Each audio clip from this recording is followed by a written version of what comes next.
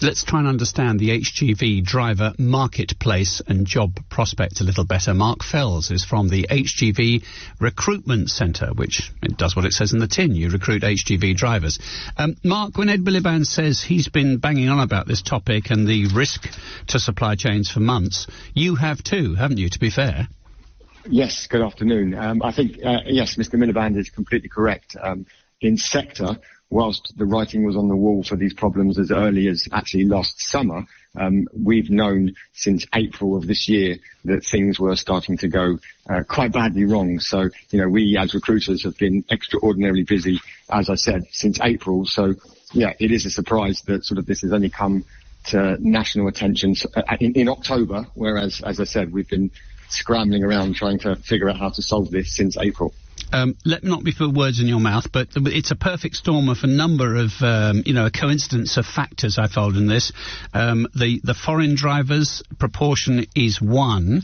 We'll talk about IR35 perhaps in a moment or two. Are there others? You explain to us what you think are the reasons why this confluence of problems has caused the issues we've got today. Exactly. I think you're quite right. It is a combination of every single factor coming together that has caused this problem. And I think the early signs I mentioned last August were in respect to the newly qualified drivers. So we get quite heavily involved in working with newly qualified drivers. And you can see that in any normal given year, we train 45,000 drivers to qualify. Those are people that have self-funded their own course and companies that upskill, for example, warehouse staff to then go and get their Class 2 license. And as early as August, we could see that those numbers were way, way lower than they were in previous years. And then, of course, we had the Delta variant arrive, sadly, in December. We went back into lockdown in January. And that meant that, as I said, most years we trained 45,000, but from April to April 20 to 21, we actually only trained 13,500. So that created a shortfall. That created a shortfall of 30,000 immediately. And as you said, for right or wrong reasons, the tax legislation change didn't help the situation. We can't also dismiss the fact that it's very well documented that we have an aging driving population. And I actually am more worried for the sort of short and long term that if we consider the foreign visa scheme to date hasn't been very successful, and as of last week I saw numbers of only low hundreds wishing to come back. So we're not going to get more drivers from that in the short. Is it a retirement thing, or what's the attrition rate? You train 45,000. Does that imply? If every single one of those gets work, there are another 45,000 sort of quitting or retiring or leaving the industry for some reason. Is that about right? Yes, we do sadly have more who leave than actually can join, and that comes down to previous to sort of wages inflating more recently, salaries. They're not high enough for the job that drivers do, quite rightly so. Drivers should be earning more. Conditions are not very good as well. So when you consider that, so we have some people, because it's an aging population, that are just burning out and then retiring, or others that will just say, look, I just don't want to do this job anymore. I'm going to go and move into another sector and do another role. So it's a combination of those things. Now tell me, if just to explain to us, a 25-year-old then decides to, well, actually, let me start with the age. How old do I need to be to enter my Class 2 training? Well, you can apply as soon as you've got your driving license. So I know of 18, 19. Okay, so we've got a 19-year-old doing very well. We've got a 19-year-old recruit. They go through the course. They pay for it themselves, which costs what, $3-4 grand? Correct. Okay, let's say they can fund that. Then they come to you as a recruitment agency, say, can you find me work? What have you got for them? And what would they be paid? The salaries, I'm not seeing much differentiation between newly qualified drivers and those with experience. Most companies are happy to offer parity. Most companies now would be paying high 20s, early 30s for new drivers. But we've also seen the market change in the last 7-8 years. So the big conundrum for new drivers in the past, Martin, has always been applying for jobs, being told to go and get experience before you can get a job, but how can they get experience if no one will help them? They're caught in that loop, aren't they? Yeah.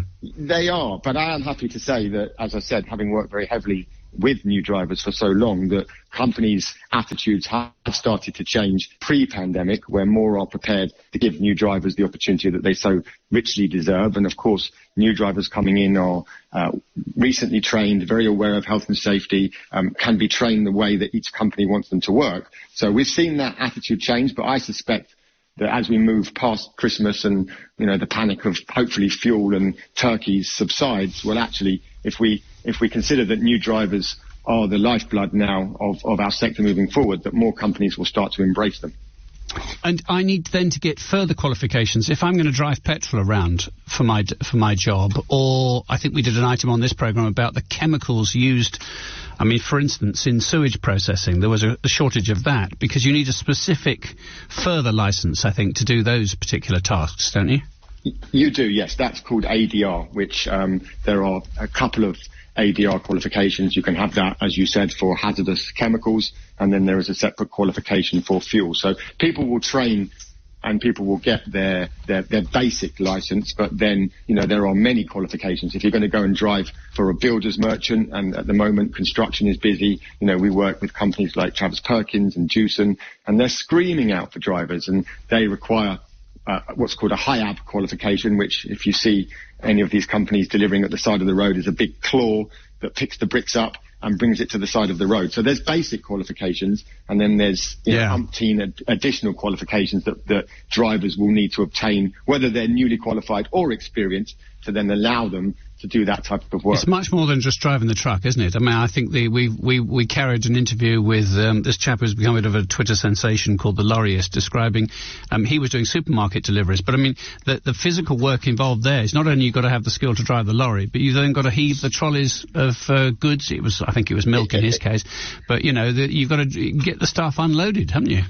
That's a very good point. And yes, it is a very physical job. It isn't driving from A to B. I think as the market has changed over the years, it used to be longer term sort of A to B delivery, and now we've sort of brought things into depots and we're asking people to do sort of what we call more multi-drop work, which is where you might do 7-8 drops a day. And I think one important point to make that really worries me as we get the other side of Christmas is that the pool is not growing. What we're doing at the moment is we're putting tremendous pressure on the pool that is still working to work harder and longer. That pool, as we know, is an average age of 55. So my bigger worry as we come through the other side of Christmas is that we're going to burn these good men and women out. And actually, I think this problem is going to get worse before it starts to improve, and that is a really big concern. I understand what you're telling us, Mark. Can I just ask you about the IR35 issue? Look, this is not lorry drivers alone. We've heard from computer consultants.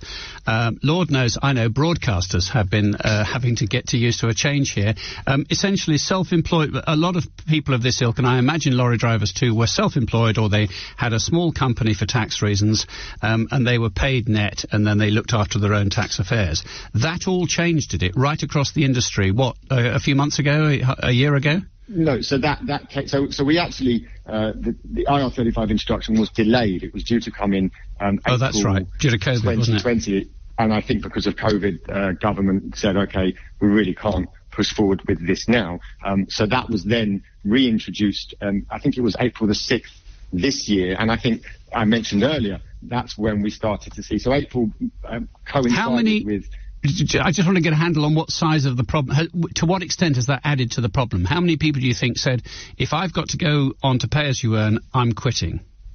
Well, it's hard to quantify an exact number, but when you look at a number of graphs and you see the reasons why we're in this issue, IR35 figures in the top 2 reasons, because we have, as you said, people that were very used to running their own limited companies, suddenly being told you have to be paid PAYE at source, and a number decided at that point, well, okay, I was thinking of going anyway for the reasons that we discussed earlier. Maybe this is the thing that's sort of pushed me over the edge. Okay. But the government continued with that, and that's why, as I said, in April, we had, coming out of lockdown, IR35, and then it was clearly obvious that we weren't training enough drivers as well. And it was all those things combined with the foreign departure that was sped up, I think, many years in many weeks because of the pandemic, suddenly brought this entire pot together to create, as you said, the perfect storm. Marc Fels, thank you very much indeed for explaining all that to us. Marc is with the HGV Recruitment Centre.